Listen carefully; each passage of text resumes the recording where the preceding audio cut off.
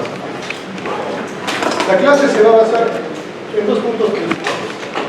El primero, las generalidades sobre las enfermedades virales. Y el segundo, ya vamos a hablar directamente de lo que es COVID-19.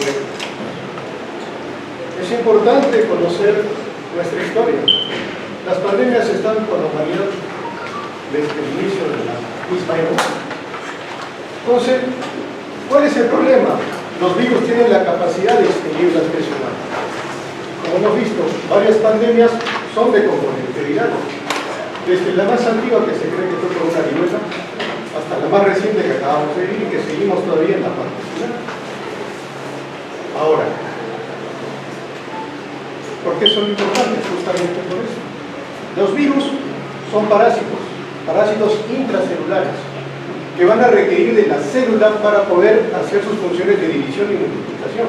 Entonces tienen que ingresar para replicarse y después diseminarse. Y se diseminan en forma de progenie viral. Las lesiones resultantes de los tejidos, en este caso células y tejidos circulantes, son los que van a provocar el daño. Finalmente eso es lo que provoca la clínica que vamos a ver en los pacientes. El conocimiento de los mecanismos de cómo ingresa la infección, cómo se replica el virus, qué otros parámetros van a utilizar o qué otras enzimas requieren para su conversión, son importantes para conseguir dianas terapéuticas, tratamiento antiviral, vacunas, que es lo que hemos visto en lo que es tratar de pandemia, y también otros agentes terapéuticos que podemos utilizar los virus. Un amplio conocimiento de estas enfermedades virales es importante para prepararnos para la siguiente pandemia. Que no vaya a llegar una pandemia es inviable, va a llegar, hay que estar preparados, cosa que nunca estamos. Entonces los virus se pueden clasificar de diferentes formas. Recordemos, son intracelulares obligados. Si no están dentro de una célula, no pueden hacer función de replicación y por ende no pueden llegar. Pueden ser virus ADN o virus de ARN. De ahí nos complicamos, de cadena simple, positivos, negativos, etc. Pueden tener membranas externas, son los virus más complejos. Estos tienen mayor facilidad de infectar. Y todos tienen que codificar un ARN mensajero para poder traducirse y poder replicarse. Ahora, viendo ya el genoma, hablamos de dos tipos. Tipo de ADN o tipo de ARN. Nos complicamos la vida, monocatenario, bicatenario, ARN monocatenario, bicatenario, de una sola cadena, de una segmentada no codificante, de ARN segmentado doble cadena. Estos pueden ser positivos o negativos, codificantes o no codificantes, dependiendo de las proteínas de estructura que puedan codificar solos. Casi siempre van a estar recubiertos de una cápside proteína, que es parte de la estructura viral básica, que puede ser icosaédrica o helicoidal. Y los virus de mayor complejidad van a tener su envoltura externa, que puede ser derivada de las propias células que van a infectar. La cápside viral, que es el otro componente importante de un virus, está compuesta por subunidades repetitivas y estas van a estar dispuestas por diferentes ejes. Pueden ser icosaédricos, helicoidales o complejos, como vamos a ver más adelante en los esquemas. Entonces aquí tenemos diferentes esquemas virales. El más básico, tenemos nuestro genoma de ADN o ARN y nuestra cápside. Y esto es lo que se denomina una nucleocápside. Esta es la estructura viral básica. Otros virus pueden tener una membrana externa que facilita su ingreso con glicoproteínas. También, en este caso, estos dos son de tipo icosaédrico, por la forma. Tenemos dos de tipo helicoidal. Igual, con una nucleocápside no puede tener también su grano. Y finalmente los viriones complejos, que ya van a tener una estructura con mayor detalle.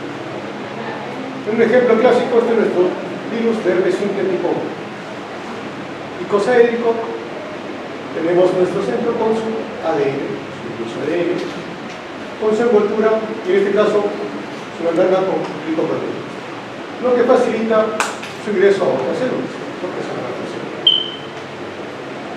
Entonces los virus envueltos, el último que hemos visto, son eficaces para infectar las células, son altamente transmisibles y son susceptibles al alcohol y a otros ácidos, detergentes, jabones y solventes orgánicos.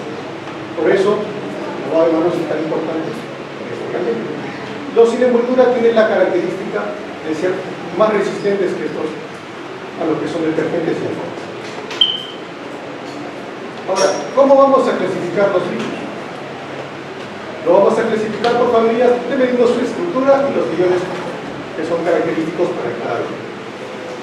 Vamos a utilizar el tipo de ácido nucleico que utilizan, si son virus ARN o ARN, la simetría de su cápside, lo que vimos si son helicoidales o helicosaédricos, la presencia o ausencia de envoltura, el modo en que se replica, el trofismo, o sea, la célula que busca este virus, y la enfermedad que causa. Por ejemplo, la denominación para el virus que causa el COVID-19 es SARS-CoV-2 en relación a la enfermedad que causa.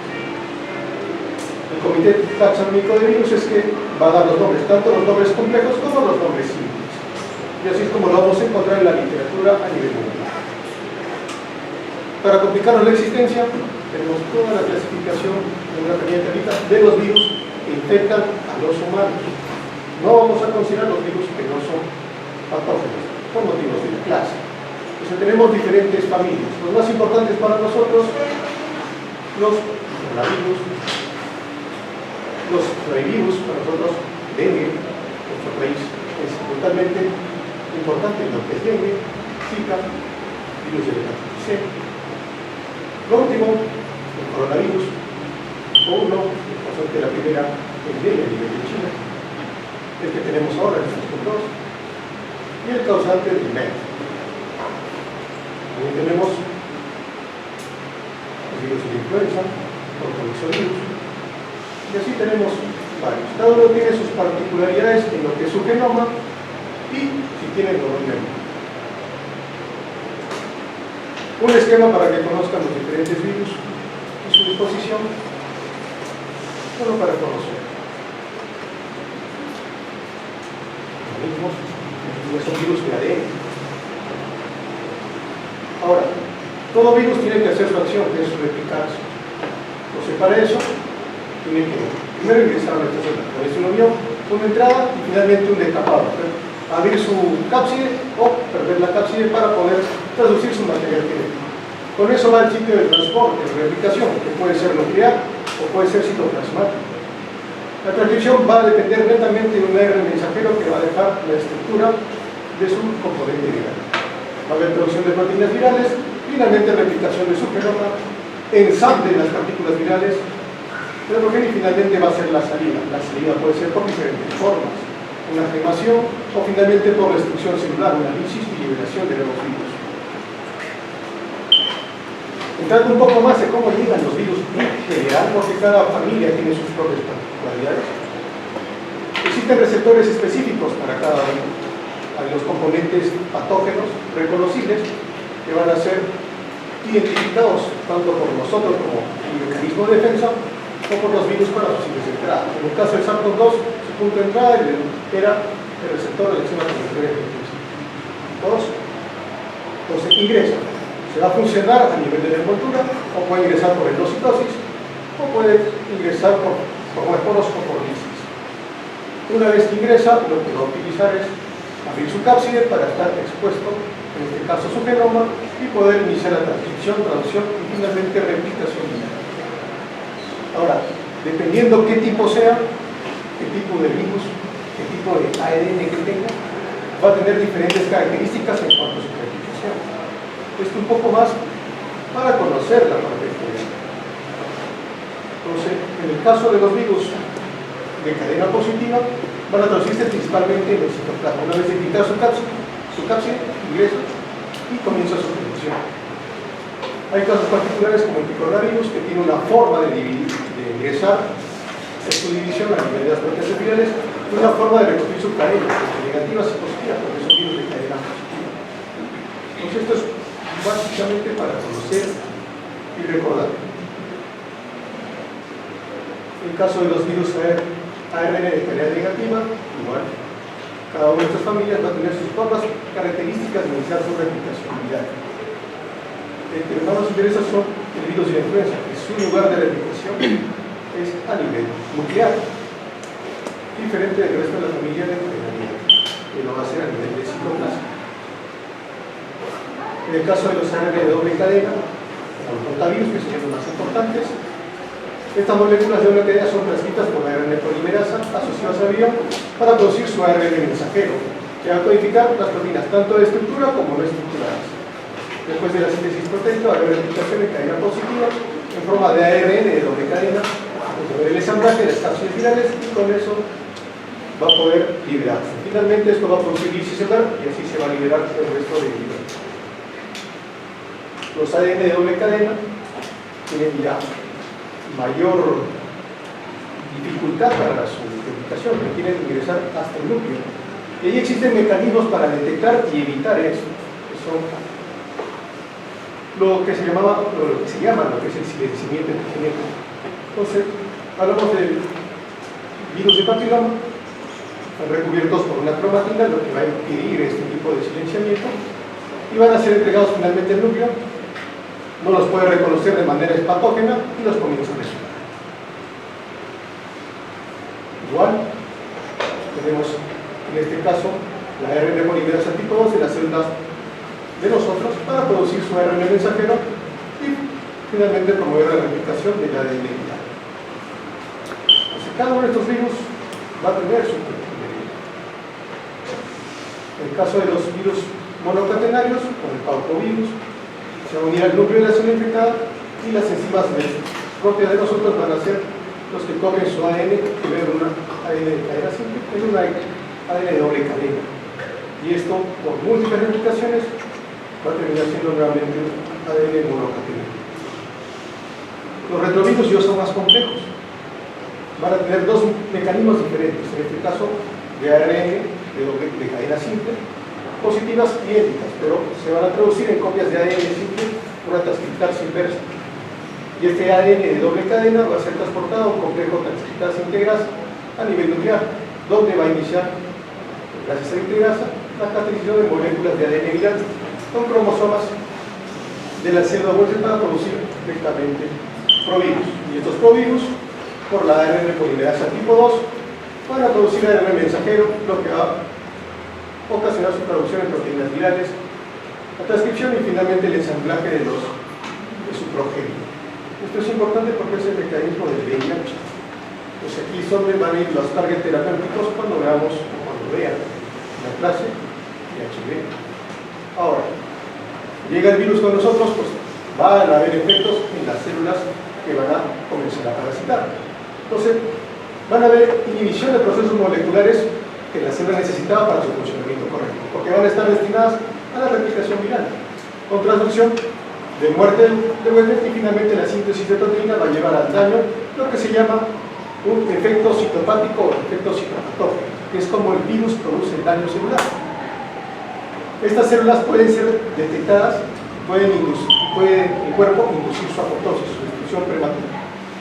Algunos virus para utilizar el crecimiento de la célula para optimizar su propia replicación que hace la proteína. El papivirus y los papilomavirus, y además los adenomavirus tienen la particularidad de que van a inducir a la célula a quedarse en una fase S para así activar funciones necesarias para su replicación. Sin embargo, algunos mecanismos virales van a inducir inmortalización de la célula. ¿Y qué pasa cuando esta célula se inmortaliza? Va a tener alteraciones consecutivas en lo que es su ADN. Y una vez eso ocurre, va a subir una transformación oncogénica y va a producir una célula cancerosa. Por eso los cuadros virales se asocian mucho a enfermedades oncológicas. Recuerden que este INVAR relacionado con linfomas, tipo 1.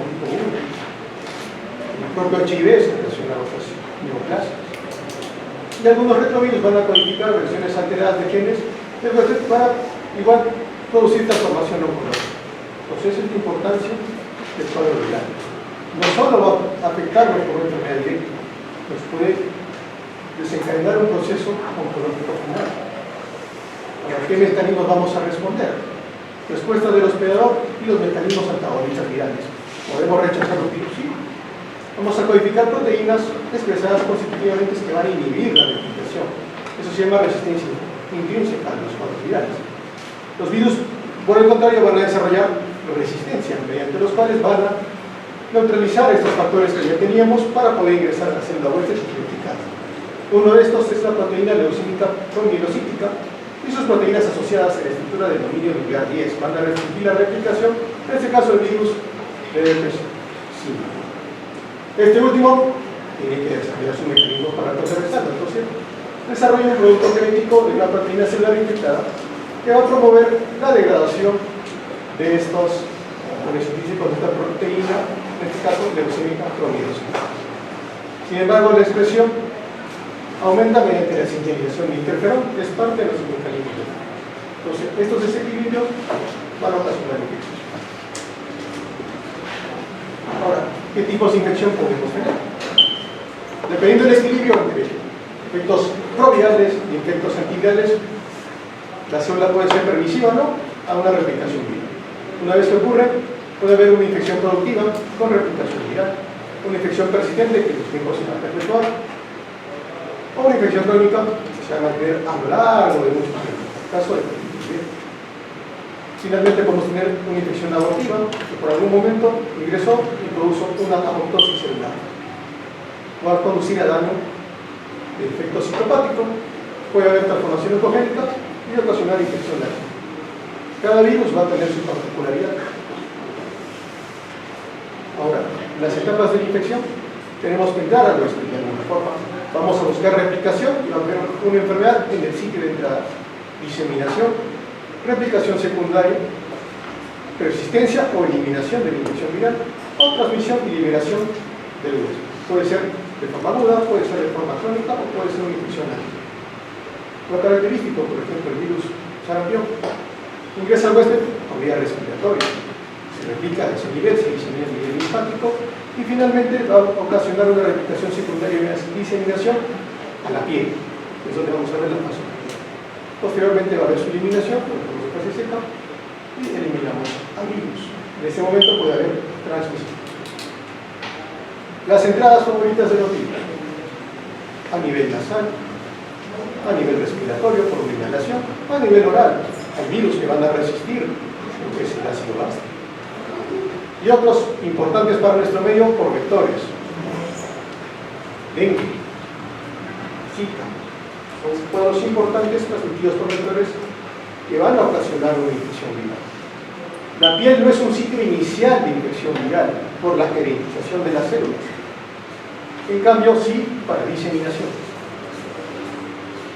Llegamos, debemos empezar con la replicación y vamos a iniciar la enfermedad en sí. Replicación en el sitio de entrada. Se vuelve el medio ambiente y va a generar infección en las siguientes células, por ejemplo, lo que va a hacer propagación y finalmente puede causar enfermedad sistémica. Si la infección, en este caso, lesiona células y tejidos y causa una enfermedad del sitio de entrada, el periodo de incubación puede ser corto, de entre 1 a 2 días. La propagación desde el sitio primario a sitios continuos donde el virus infecta nuevas células y cursan o causan enfermedad. Esta propagación también puede tener lugar a nivel de linfa, torrente sanguíneo o vías neuronales. En caso de respuesta autoinmune, vamos a tener dos mecanismos principales: los innatos y los adaptativos. En el caso de innato, vamos a reconocer patrones moleculares virales de enfermedad, que son los patrones moleculares de agentes patógenos. Reconocemos y iniciamos medidas de inflamación. ¿Qué vamos a expresar? Interferón. Las citocinas van a servir como moléculas efectoras de actividad antiviral. Ahora, el ARN simple viral es reconocido por los receptores sector-like tipo 7, tipo 8, que van a inducir interferón tipo 1 y genes que estimulan el interferón como mecanismo de respuesta antiviral. En el caso de los ARN de doble cadena, van a ser reconocidos por los sector-like tipo 3, igual van a desencadenar respuesta al interferón. El ARN de cadena simple y ARN de doble cadena también son reconocidos por otros receptores, los RIP1 y el MA5, que se están relacionados a los melanocitos, van a inducir interferón igual tipo 1. Es el punto final. Las glicoproteínas virales son reconocidas por el receptor tipo 2 y tipo 4, y la ARN viral también es reconocido por el receptor citoplasmático de glutamina adenosina a nivel citoplasmático o el gen del interferón inducible tipo 6. Todos van a llevar a la misma medida, producir interferón, y con eso producir una respuesta antivirus. Finalmente tenemos la inmunidad adaptativa, donde vamos a tener que los antígenos virales van a ser presentados por células presentadoras, macrófagos, células científicas, a los linfocitos TSD4, con el objetivo de inducir la respuesta de tipo T hacia los antígenos. Finalmente también estos antígenos virales van a ser presentados a las células B para la producción de anticuerpos. Pues, finalmente, ¿cómo tenemos un mecanismo de recuerdo y de inmunidad? Tenemos nuestro virus, vamos a ingresar a la célula, vamos a hacer replicación y esto es lo que ocasiona enfermedad.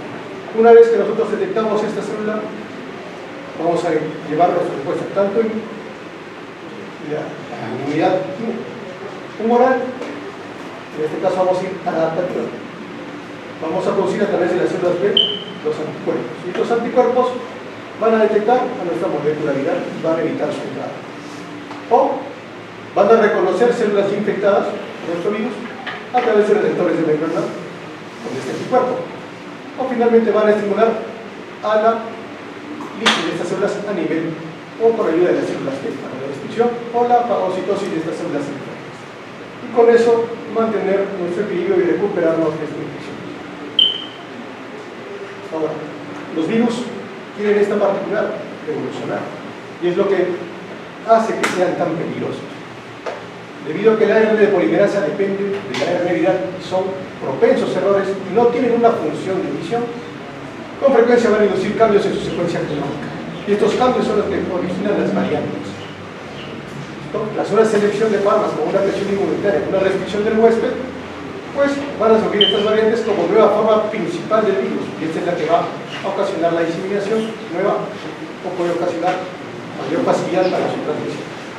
Las diferentes capacidades de relación pueden conducir a un enriquecimiento a virus más aptos y a pérdidas de variantes menos aptas para la transmisión. Es lo que se ha visto en la pandemia que vamos a revisar en la parte final.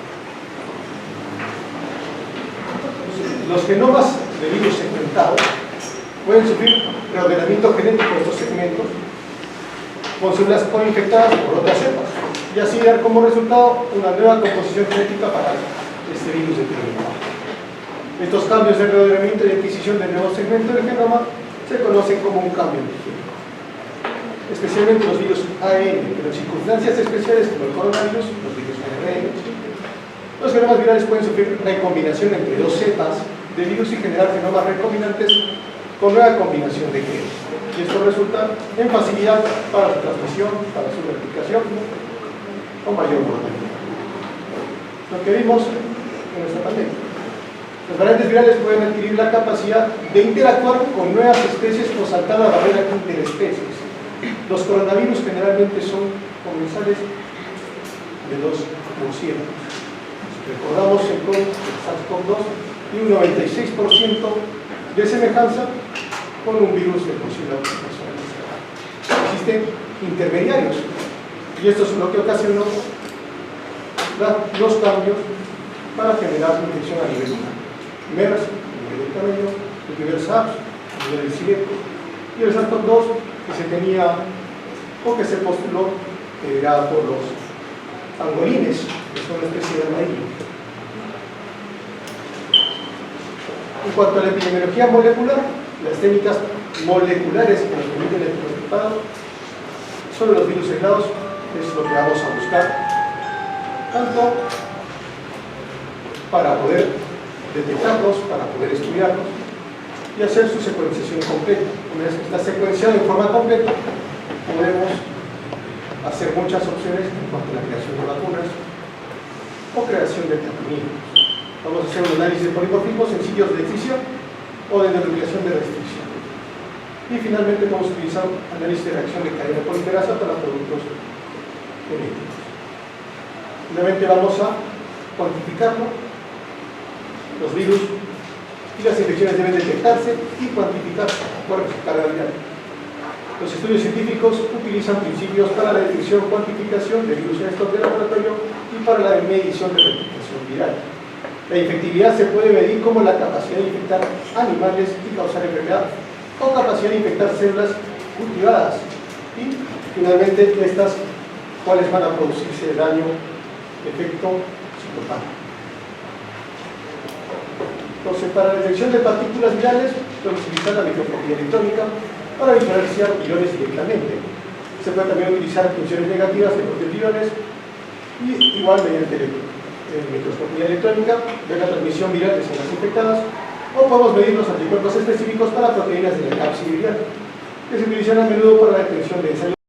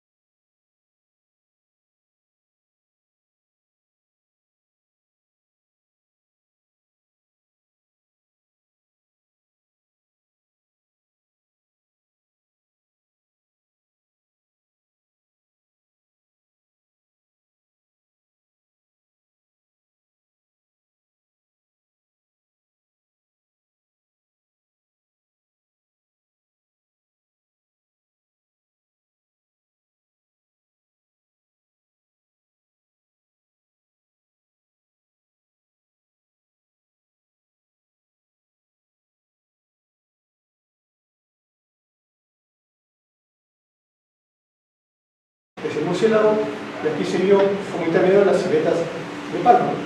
El origen fue también en China, en Guangdong. Tuvo propagación hasta 26 países. Casos totales hasta la fecha, esto fue publicado en 2021, fueron 8.096. Muertes totales fue de 774. Casos en Estados Unidos de este primer virus fueron 17, con una tasa de letalidad del 9.6%. El MERS, en el 2012, también un beta-coronavirus, también del murciélago. El intermedio fue el camello dromedario y su origen fue la península. Llegó a 27 países, con un caso de 2.494 hasta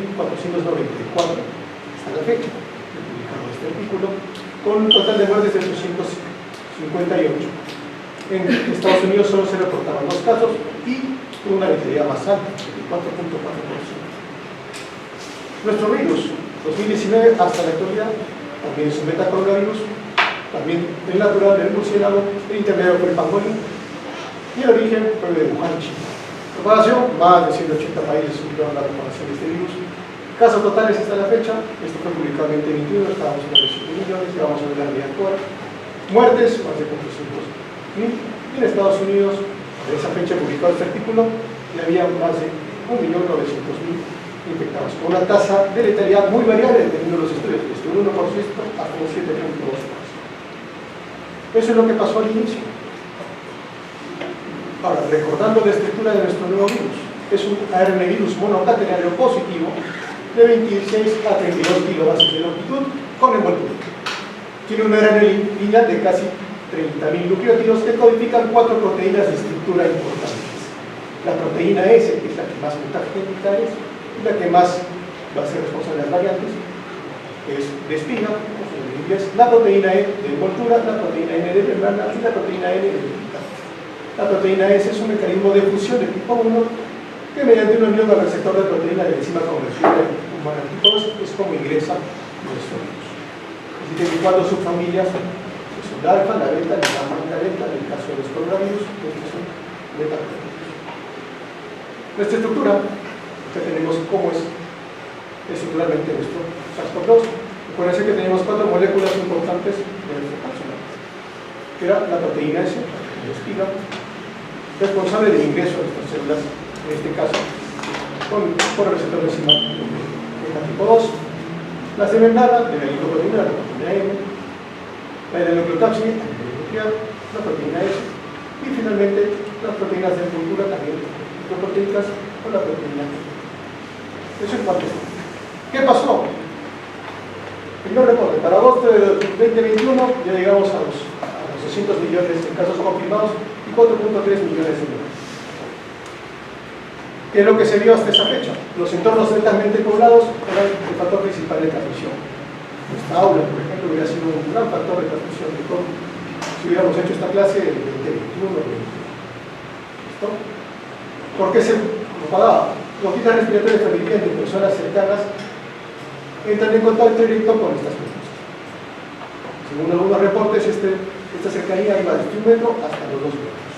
Es poco transmitible por condición de largas distancias, no tiende a permanecer en el ambiente mucho tiempo. Y también se había visto la transmisión por fomites a través de objetos. Es una transmisión posible, pero no es la principal. La principal es la parte respiratoria, llegar a la mucosa. En julio de 2020, una variante de virus modificó su proteína S en un solo aminoácido y dio un cambio dominante a la forma con este gen 114. Fue el primer cambio y este cambio se ha mantenido en las nuevas variantes posteriores. El R0, que es la capacidad de un paciente para infectar más pacientes, para el SARS-CoV-2 se estimó en 3, aunque algunas previsiones lo pueden situar hasta en 5, dependiendo de la variante. ¿Cómo estamos con el COVID en la actualidad? Último reporte, 21 de marzo de 2023 de la OMS. Hemos tenido hasta ahora, hemos tenido 761 millones de casos confirmados. Y de estos pacientes, 6.879.677 han muerto. Pues este es el reporte hasta hace, ayer. ¿Qué pasó en nosotros, Perú? ¿Cómo estamos en Perú? Estas son la cantidad de muestras realizadas, 28 millones de muestras. Casos positivos han habido 4.489.000. Resultados negativos, la mayoría. Positividad acumulada solo el 11,35%. Altas,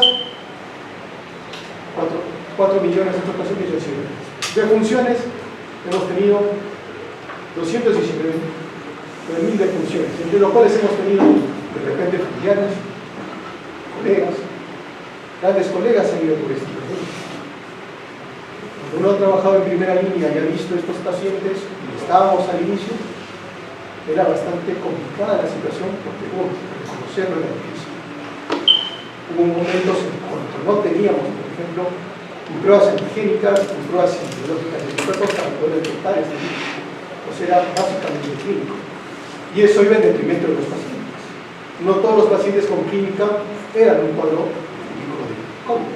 Hay otras patologías múltiples no infecciosas que provocan dificultad respiratoria.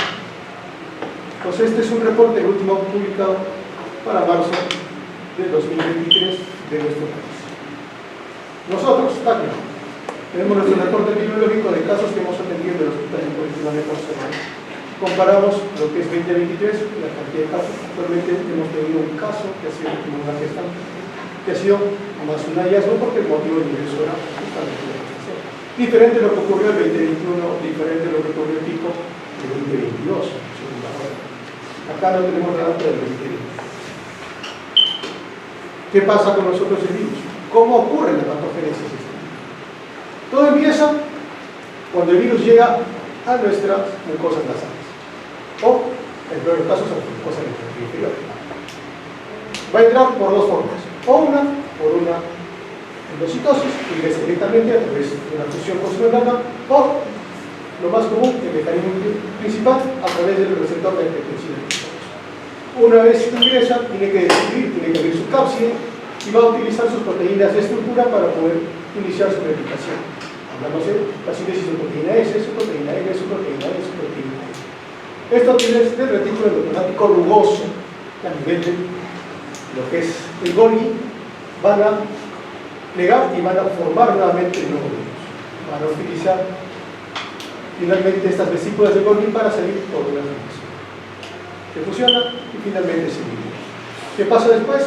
Vamos a encontrar este virus. Tenemos a nuestras células, nuestro macrófago, nuestra célula replicada, nuestra célula epidémica. Las primeras son células tricentígenas de antígeno. Entonces, ¿qué es lo que van a hacer? Van a mediar respuesta por linfocitos T. Los linfocitos T, una vez estimulados, van a producir citocinas inflamatorias. Y si la estimulación es excesiva, tenemos el síndrome de tormenta de citoquinas y con esto el daño estructural que produce. Finalmente, seguimos nuestra cascada a nivel de células B. Vamos a la formación de anticuerpos. ¿Qué es lo que pasa ya a nivel respiratorio? Por N replicaciones, en algún punto nuestro virus va a llegar a la parte inferior. Y aquí nuestra víctima va a ser el neumocito tipo 2. El neumocito tipo 2, a nivel del receptor de la ECA, va a sufrir la entrada de este virus y va a hacer toda esta cadena. Va a haber liberación de citoquinas. Y esto, en pacientes que tengan una mala respuesta, una respuesta irregular, va a llevar a la infección.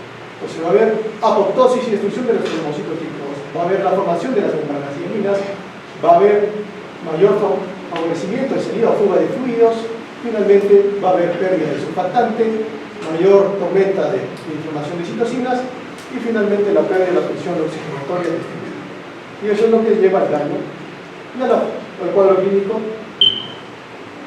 Entonces, a nivel inmunológico, para recordar los pasos, cuando el virus ingresa en esta célula, su antígeno va a ser presentado por las células presentadoras, macrófagos y células de dendritos. Esto va a conducir a activación a nivel de células tumorales y células por ejemplo tipo B y tipo C, mediado por los complejos de histocompatibilidad, principalmente tipo 1 y tipo 2, que van a ser reconocidos por las células. Y esta célula CD4 va a ser activada, van a provocar liberación de citocinas y fibrocitocinas, lo que nos va a dar el síndrome de tormenta de citocinas, que es cómo se produce el daño.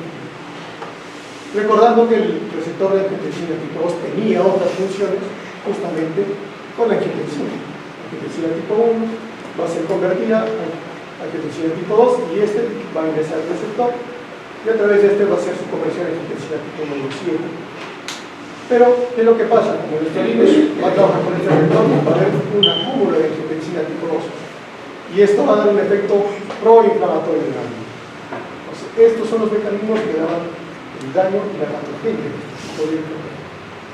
Entonces, las personas, una vez que se infectan por este virus, van a tener y van a producir anticuerpos. Lo que desglosamos en la inmunoglobulina E, inmunoglobulina G, para ver el cuadro viral. Y esto va a ocurrir entre 10 a 15 días después del inicio del síntomas. Aunque esta inmunidad, como se vio, no ha sido completa. Por eso, terminamos requiriendo la vacunación. ¿Cómo se va a dar el daño a nivel histopatológico? El daño principal que provoca el COVID es un daño alveolar difuso. El daño alveolar difuso lo da muchas patologías. Pues una de estas es el COVID-19 y es una manifestación patológica de lesión pulmonar aguda grave. Se va a caracterizar por la presencia de membranas ciánicas, lo que vemos en el gráfico, en la etapa aguda y finalmente edema intersticial y proliferación de fibroblastos en la etapa de organización. Los hallazgos patológicos secundarios comunes a lo que es el daño alveolar difuso incluyen neumocitos tipo 2 grandes, prominentes y a veces atípicos, con metaplasia escamosa, trombos ocasionales a nivel de arterias líquidas. Para recordar, cortes histológicos, una lámina, 200 de aumento, una toxina de colorante, y aquí vemos nuestro lindo alveolo. Y vemos las membranas ciánicas en un daño alveolar difuso. Vemos los tabiques interalveolares con proliferación de linfocitos, en este caso, a su interior. Lo que va a cambiar la organización de nuestro pulmón. Cuando nos gusta en medicina, ¿qué población está en riesgo? ¿Quiénes van a estar susceptibles a infectarse? Pacientes mayores. El 95% de los casos que se vio a nivel mundial tenían más de 45 años. De esos, el 80% tenían más de 65. Disparidades sociales, pacientes que tienen extrema pobreza, pacientes que sufren lo que es problemas sociales o exclusión social o minorías étnicas, tienden a tener mayor riesgo de desarrollar este tipo de infección. Los hombres tienen 1.8 veces más riesgo que las mujeres cuando hacen un correo. Si ustedes tienen una infección, ya de por sí ya empezaron comorbilidades, múltiples comorbilidades. La obesidad, no solo la obesidad, el sobrepeso también es un factor de riesgo para hacer un paro grave. Que seamos alcohólicos, seamos fumadores, utilicemos drogas, no solo en ese momento, sino como antecedente, también lo utilizan, continúan como un factor de riesgo. Las gestantes también hacían paros más graves. Tenemos aquí un caso de una gestante que requirió bastante tiempo para salir del proceso respiratorio. Enfermedades pulmonares crónicas, hablamos aquí de POC y EPI. Asma no se considera. Cáncer, cualquier tipo, sea paciente con cáncer en tratamiento, sea paciente con cáncer en trasplantes y hematopoyéticas o receptor de órganos.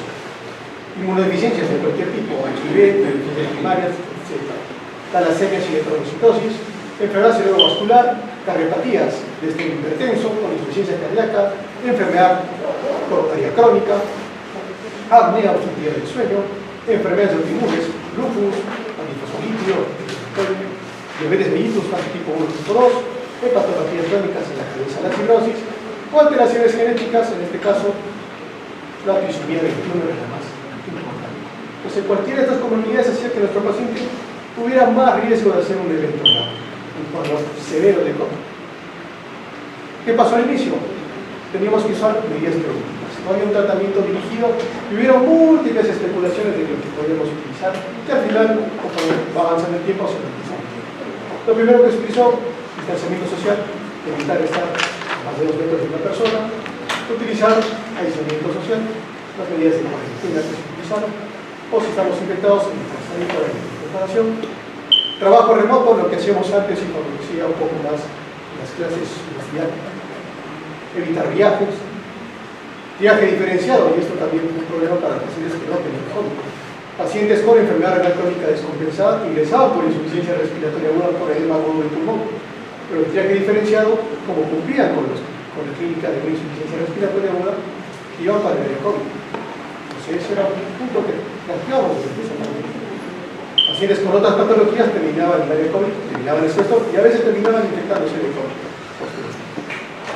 Otras medidas que utilizamos, las mascarillas faciales, las mascarillas médicas o mascarillas simples, los respiradores N95 o los superiores, los N100. Si nunca han utilizado un respirador N100, que es feo, hace mucho tiempo. En cuanto a las manifestaciones clínicas, vamos a ir desde pacientes totalmente sintomáticos. Diferentes revisiones dicen que hasta un 33% pueden ser asintomáticos. Vino por cualquier otra cosa, le hicieron su prueba y se dio positivo. Pasaba, pacientes hospitalizados en medicina por cualquier otra cosa se encontraban pacientes que cuadro clínico principal, tos, fiebre, disnea, faringodía, orofaringio, mialgias, anosmia y posmia. Estos fueron los dos más característicos. Si culpábamos esto, teníamos estos dos, era casi probable que se muera. Finalmente, la desaturación como se indica.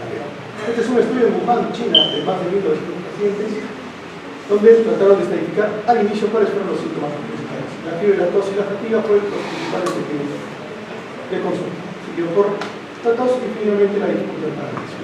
Aquí no consideraron esos dos que finalmente al final fueron muchos los síntomas. ¿Cómo vamos a hacer el diagnóstico de este caso? Hay que detectar. O sea, todo se detecta a través de reacción de cadena polimerasa con transcripción inversa. Podemos hacer estudios anticuerpos, estudios antigénicos, o vamos a también utilizar la seroconversión de anticuerpos totales como hemoglobina M y hemoglobina. Lo que tenemos que utilizar finalmente es el trigo. ¿Qué va a hacer en nuestro cuerpo? A nivel de hemograma vamos a considerar lipopenia, trombocitopenia, marcadores inflamatorios elevados, como DSG, proteína activa, marcadores de lesión renal aguda elevados, como la número D, citato total elevado, trombina y troponinas elevadas.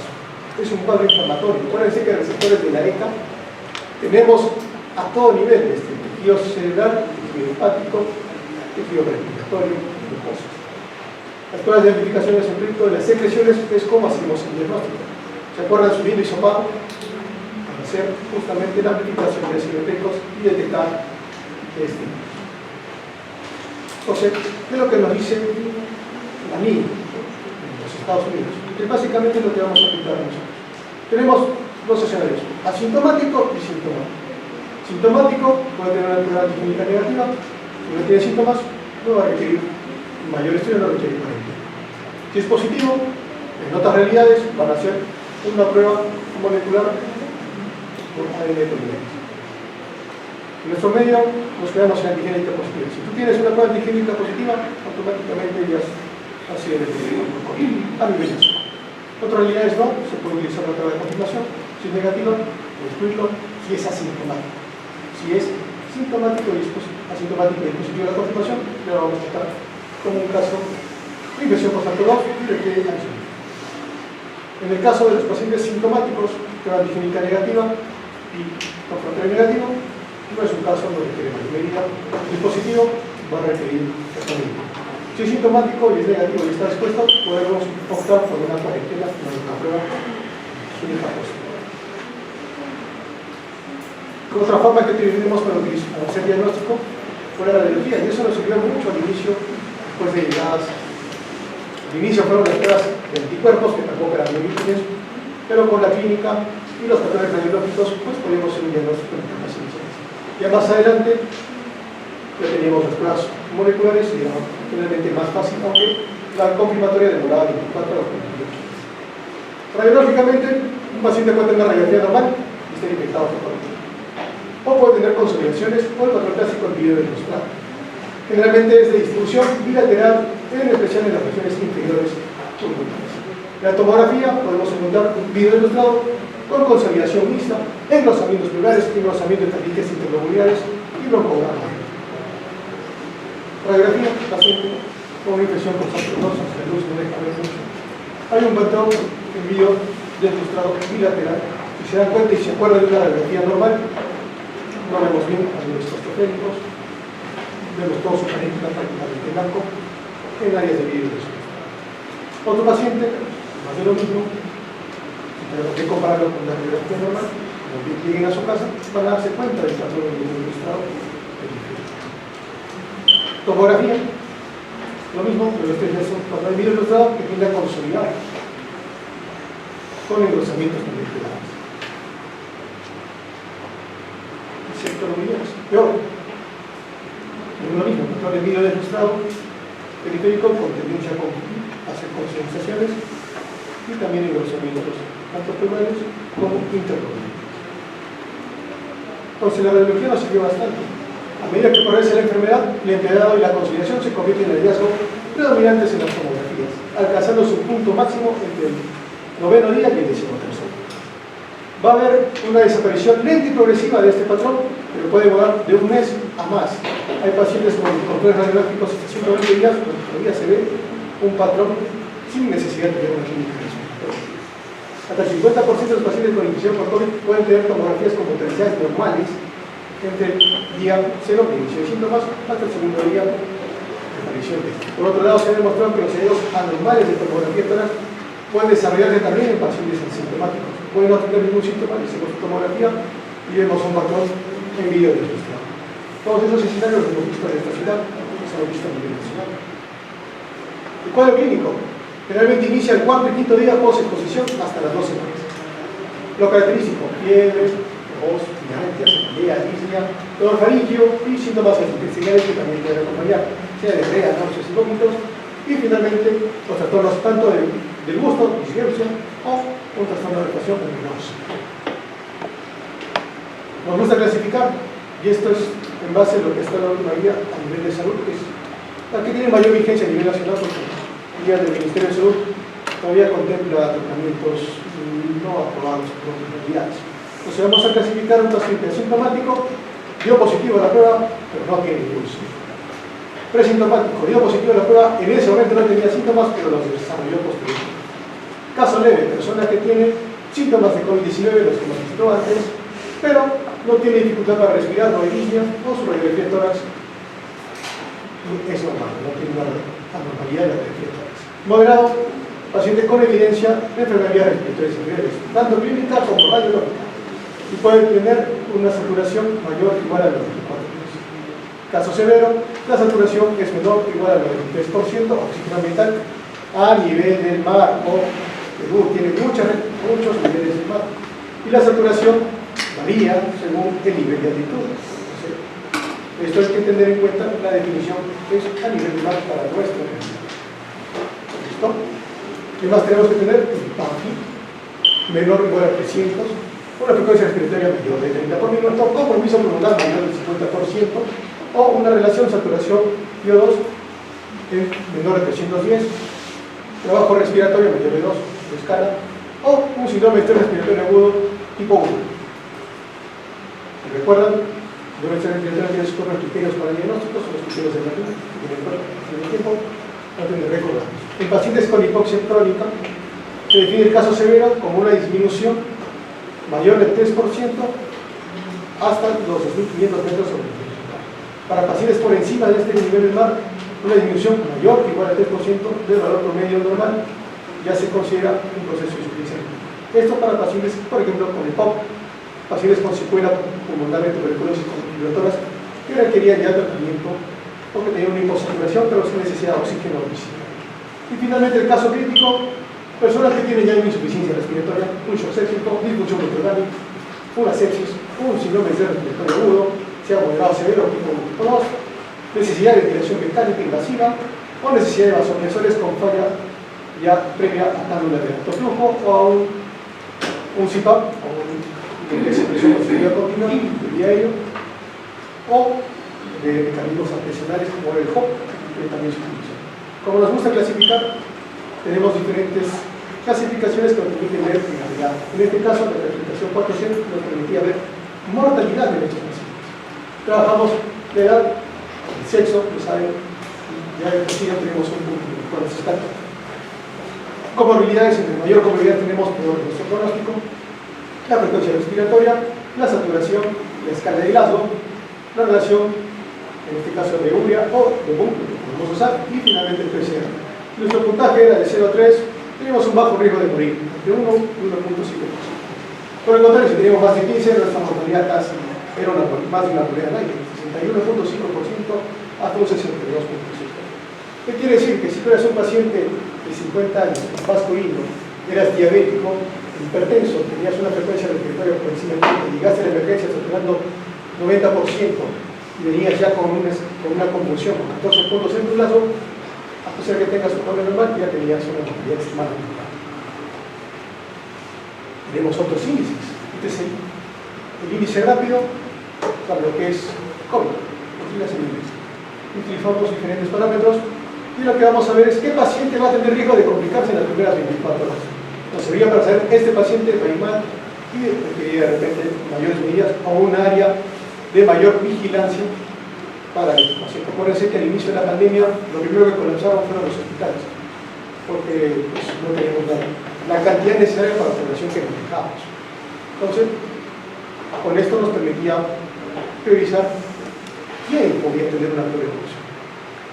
Otros, el MIS-2, que también se utiliza para sepsis, utilizamos diferentes parámetros y también vamos a ver qué pacientes requerían mayor vigilancia o tenían alto riesgo de sufrir complicaciones. Y otro, el TRACS, más completos, si tenemos un puntaje mayor de 4 puntos, nos pronosticaba eventos adversos durante su estancia.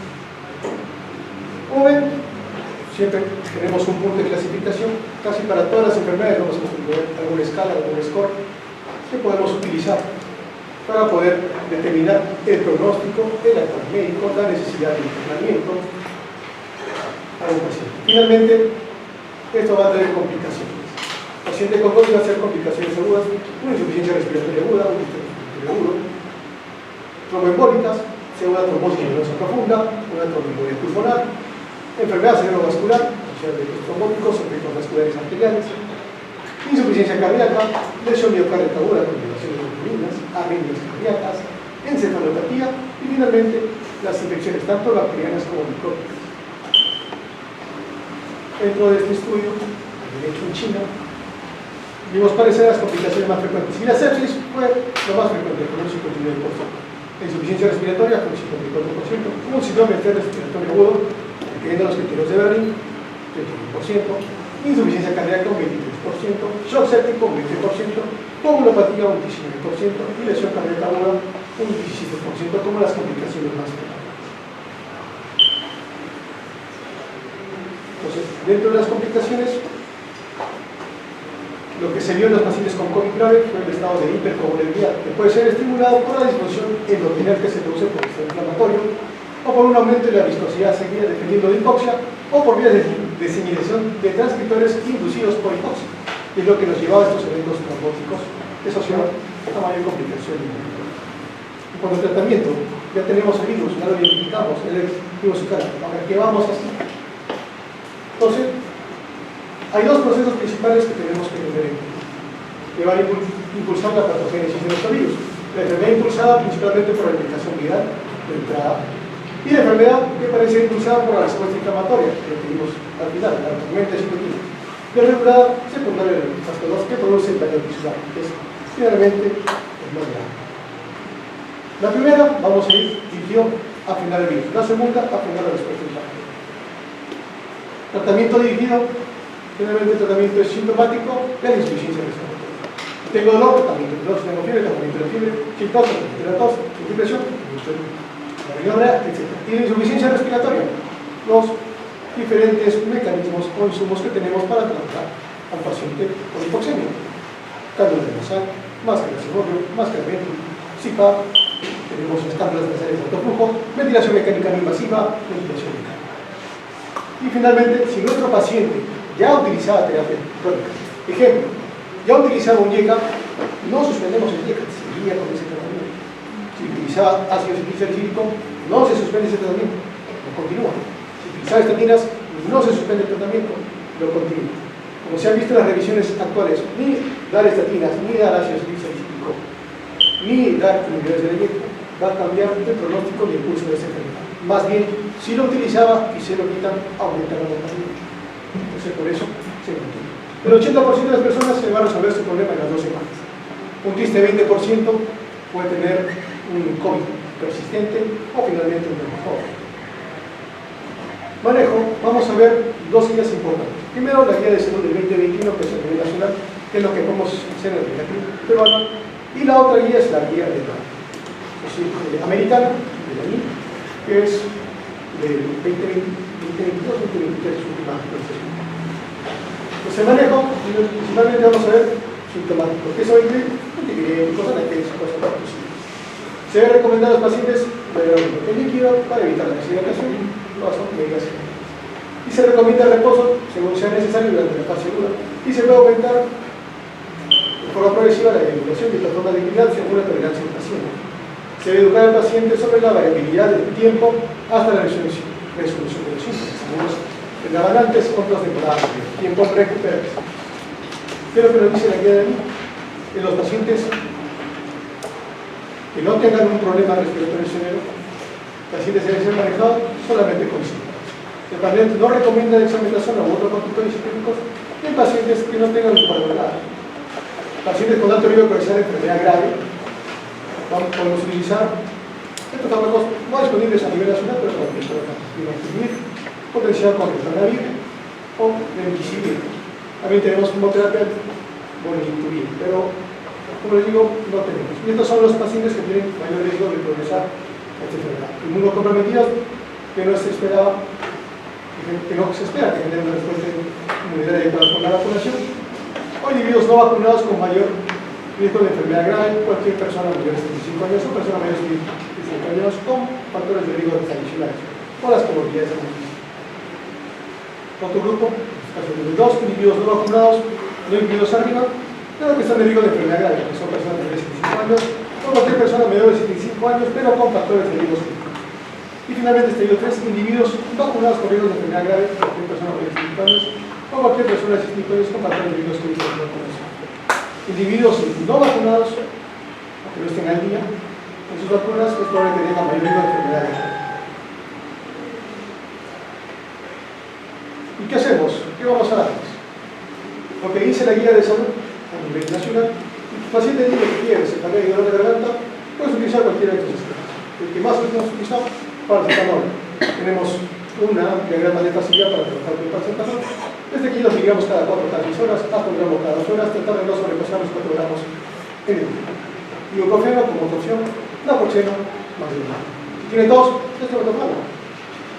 Y tampoco de tos. Si tiene rinorrea, antihistamínicos. Tenemos diferentes opciones. Minsa, ciclista. Si tenemos mialgias, lo mismo que vimos antes, y para la fiebre, puede funcionar muy bien para el fiebre. Ahora, ¿qué pasa en los pacientes que ya tienen complicación? Se recomienda para pacientes ya con síndrome de insuficiencia respiratoria aguda, distrés respiratorio, hipoxemia, choque sin intubación o ventilación mecánica, utilizar suplementación de oxígeno para alcanzar una saturación del 24%. No se recomienda que la saturación sea mayor del 96%. O sea, hiperoxemia tampoco tiene mayor utilidad. No necesitamos llevar al paciente al 100%. Entonces, ¿qué es lo que vamos a hacer? Personas con COVID y hipoxemia asociada con una saturación menor del 23%, nivel del mar, o insuficiencia respiratoria aguda, con una saturación del 90%. Recomendamos iniciar con cicloterapia. Le falta oxígeno, denle oxígeno. Para mantener una saturación de meta de 94 a 96%. La cicloterapia convencional vamos a utilizar la sal, mascarilla simple, mascarilla con sistema Venturi o sistema de apoyo, con regulación o paciente. Cualquiera de esos es nuestra medida inicial para nuestro paciente. Por el contrario, si el paciente es adulto con COVID con insuficiencia hipoxémica aguda, con necesidad de oxígeno hospitalario, se sugiere iniciar ventilación mecánica no invasiva, interfase con oxígeno nasal de alto flujo, de acuerdo a su disponibilidad, para reducir mortalidad y también reducir la probabilidad de intubar. En este caso, es para pacientes que a la terapia convencional debería fracasar. Entonces, vamos a preferir una ventilación o una cánula nasal de alto flujo, igual al objetivo de la técnica de sonido. Si el paciente ya con este tipo de mecanismo, el soporte, tanto en cánula nasal de alto flujo o en ventilación mecánica no invasiva, vamos a tener que monitorizar de forma estrecha para ver frecuencia respiratoria, frecuencia cardíaca, saturación, frecuencia inspirada de oxígeno y el trabajo respiratorio con la finalidad de evaluar la respuesta a este tipo de oxigenatorio o si requiere pasar una ventilación invasiva. ¿Qué pacientes van a requerir ya una ventilación invasiva que fracasar de CPAP? Estos pacientes que tienen mala respuesta y va a ser cuando encontremos uno de los siguientes: inestabilidad hemodinámica, en shock, requiere vasopresores, su PAFI esté menor de 100 o 150, su presión parcial de CO2 esté por encima de 40, entonces sea acidosis respiratoria, o un aumento del trabajo respiratorio o una respiración paradójica, porque hay una taquimia persistente mayor de 30%. Estos pacientes es recomendable iniciar una intubación endotraqueal temprana, una intubación endotraqueal programada. Acuérdense que las intubaciones endotraqueales eran procedimientos que liberan muchos aerosoles. Eso libera mucho riesgo de infección. Es igual.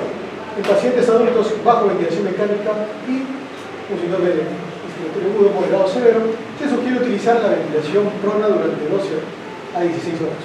En la mañana los estudiantes de MINSA dieron una charla de úlceras por el tubo. Y ahí hablaban de las úlceras en prona. Dijeron que era muy frecuente. Cuando estábamos en COVID, se veían pacientes con úlceras en prona, úlceras a nivel frontal, úlceras a nivel torácico. Y algunos se requerían mayor tratamiento. Entonces, el prona lo que ayudó era mejorar la compresión pulmonar y con eso mejorar la insuficiencia cardíaca. Eso como parte de las técnicas que podríamos utilizar en el paciente. En el caso de los corticoides, se elaboraron varios estudios para sacar la recomendación. Entonces, se debe administrar dexametasona 6 miligramos vía oral o endovenoso una vez al día por 10 días, luego se puede suspender de forma justa. En pacientes que ya requieren tratamiento oxígeno. Se debe suspender el corticoide antes de los 10 días si el paciente sale de alta o se considera recuperado. No se va a administrar pulsos de corticoides, sino vamos a dar dosis altas de corticoides, 1 miligramo de corticoides, porque no hay mayor beneficio. En caso que no se disponga de dexametasona, somos pobres, que no tenemos dexametasona, se acabó, tenemos otras opciones. Prednisona 40 miligramos, prednisona 30 miligramos, hidrocortisona 50 miligramos. Y en MINSA, en petitorio tenemos dexametasona, que es lo que utilizamos. Pero con frecuencia se puede determinar, tenemos dirección.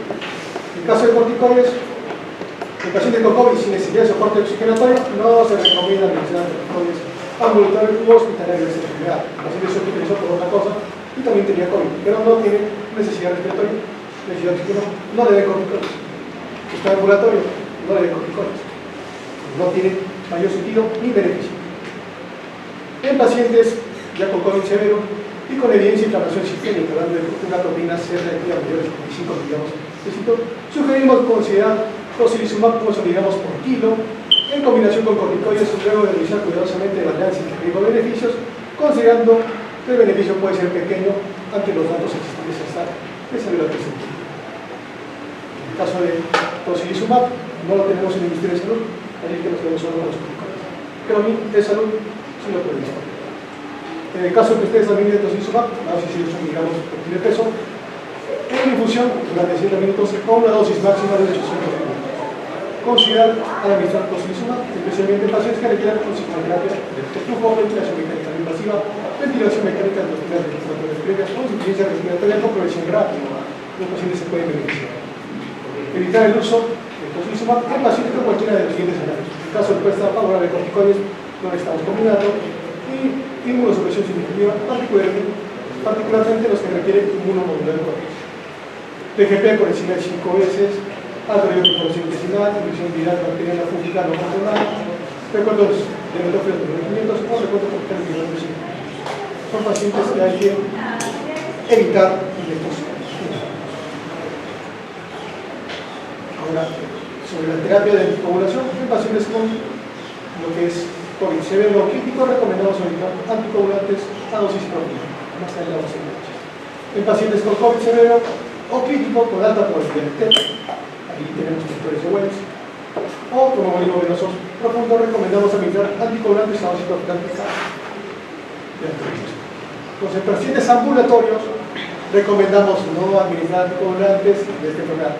No tiene ningún sentido en un paciente que tenga pobres síntomas o que no tenga compromiso respiratorio, que no requiere hospitalario, anticoagulación. Entonces, nuestra guía. En caso de las terapias de anticoagulación, vamos a utilizar en personas con baja o moderada probabilidad de preclínico o pretest. Vamos a utilizar heparina de baja presión molecular o isoparina 40 miligramos secundaria una vez. En pacientes con transcertificación local mayor o igual a 30 por minuto, administrar heparina 40 miligramos secundaria una vez. En pacientes obesos, más de 120, hoy se vas a probar más de 40 kilos por metro cuadrado, administrar 40 miligramos, pero no veces. En caso que no se imponga de isoparina, podemos considerar como alternativas de heparina fraccionada 5 unidades cada 8 horas o 12 horas. En el caso de tasa de filtración menor de 30, vamos a preferir la heparina, la isoparina. Y en personas que tengan sobrepeso o disfunción, comparado con nuestro también la heparina a 5.000 unidades cada 8 horas. Con respecto a pacientes con alta probabilidad de TEP, Vamos a administrar heparina, pero ya a dosis con 40 miligramos cada 2 horas.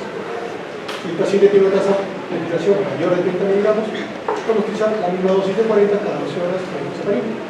Si el paciente es extremadamente obeso, más de 120 kilos, se compara de superior a 40, entonces va a ser de 60 cada 12 horas. Si no se dispone de heparina, menos heparina, tenemos una heparina, vamos a utilizarla en dosis similar. Con unidades superiores cada 8 horas, y la fracción de tasa de filtración de 270, vamos a utilizar la heparina, vamos a utilizar la fracción de 2, y la dosis de 5 cada 2 horas. En el caso de personas con mayor obesidad, más de 120 kilos o inician con una jornada de 40, la dosis de esta heparina va a ser de 7.500 unidades cada 8. ¿Qué es lo que nos dicen aquí para los pacientes ya hospitalizados? Hospitalizados por razones siguientes al COVID, trátelo como un ambulatorio, no va a requerir corticoides, no va a requerir. Entonces, si puede considerar la dosis profiláctica dependiendo de su riesgo de vida.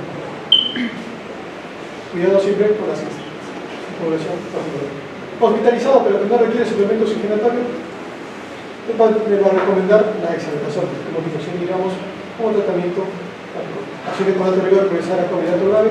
En el caso de las guías americanas, se va a recomendar utilizar eromecina.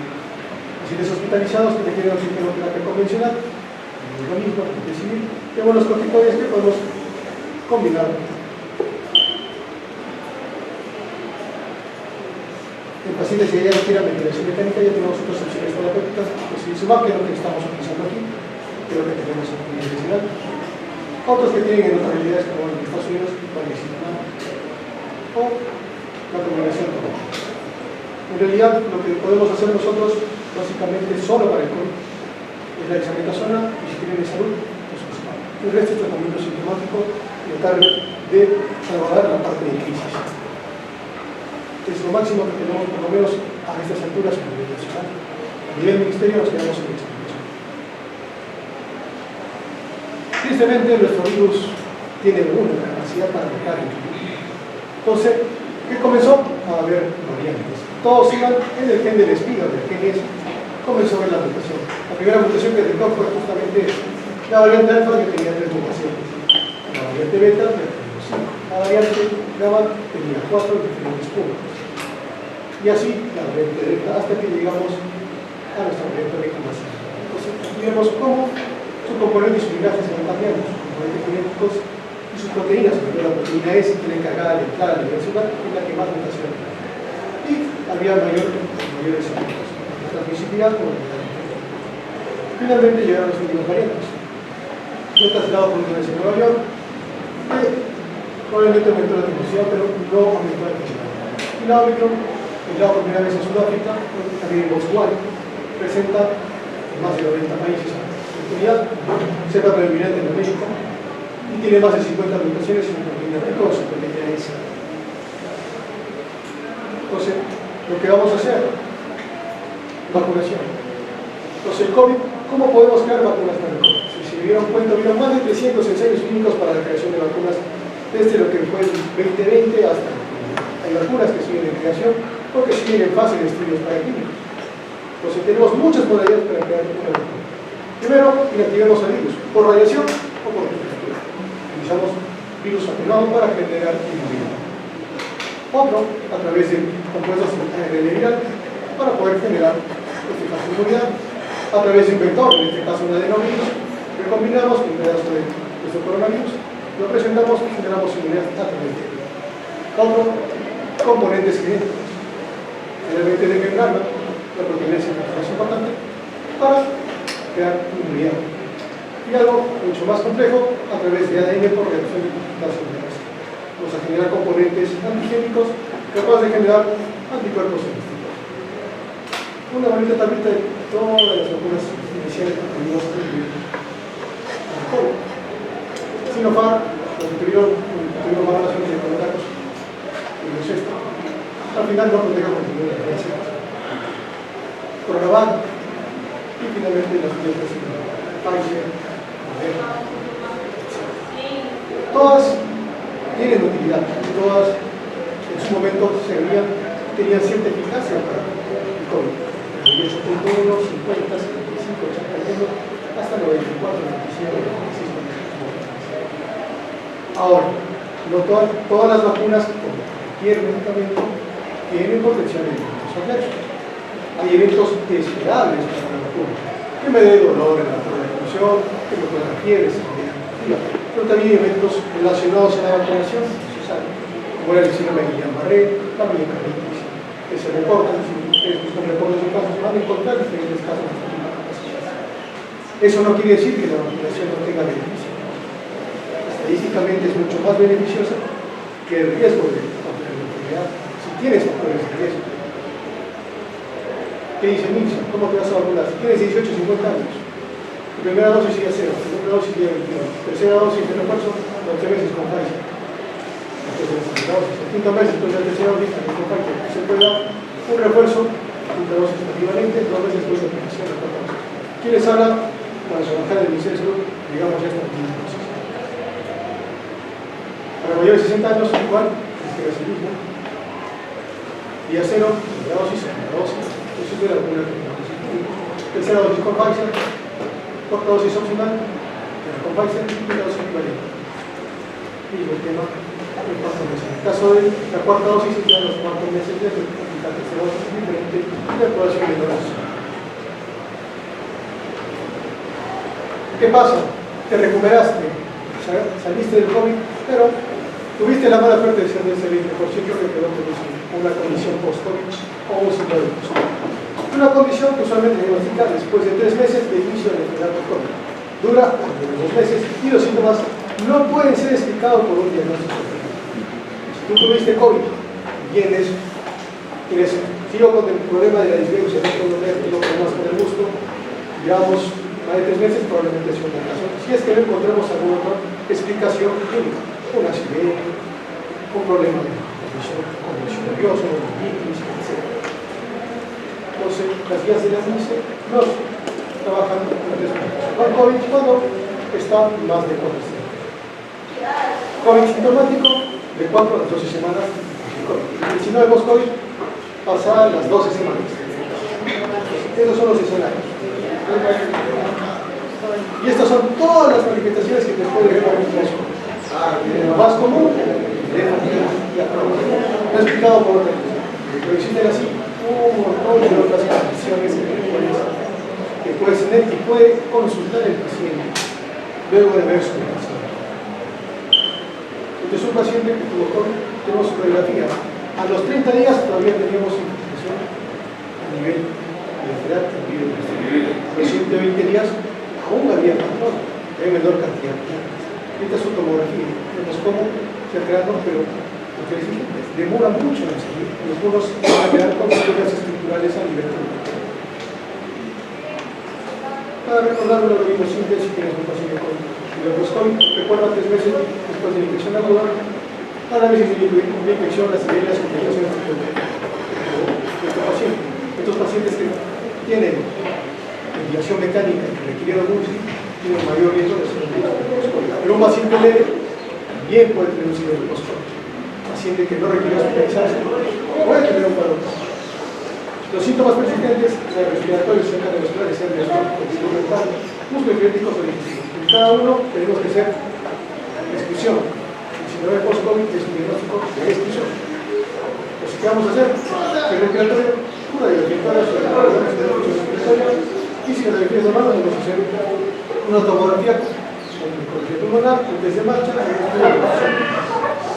cardiovascular, igual sobre las virtuales, checo cambio, puntaje, sumo ANP para la insuficiencia cardíaca o test de vasculares, palpitaciones, y según los resultados vamos a hacer una ecografía de caso neurológico, vamos a hacer una exploración neurológica completa para descartar otros procesos de mayor gravedad. Salud mental, que es la terapia sensitiva, o para valorar riesgo de hipólisis.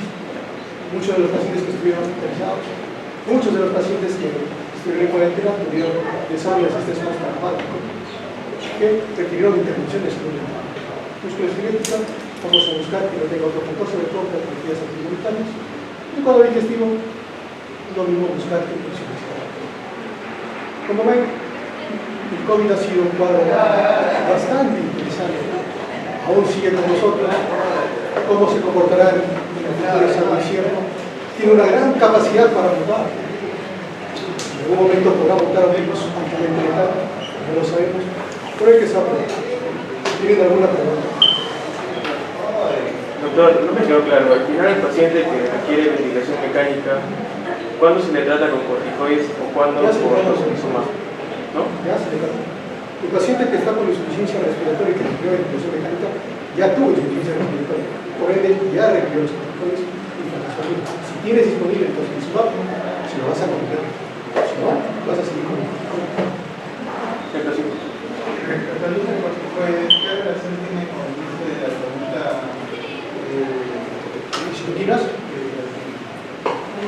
Es básicamente lo que vas a buscar es un efecto inmunomodulador.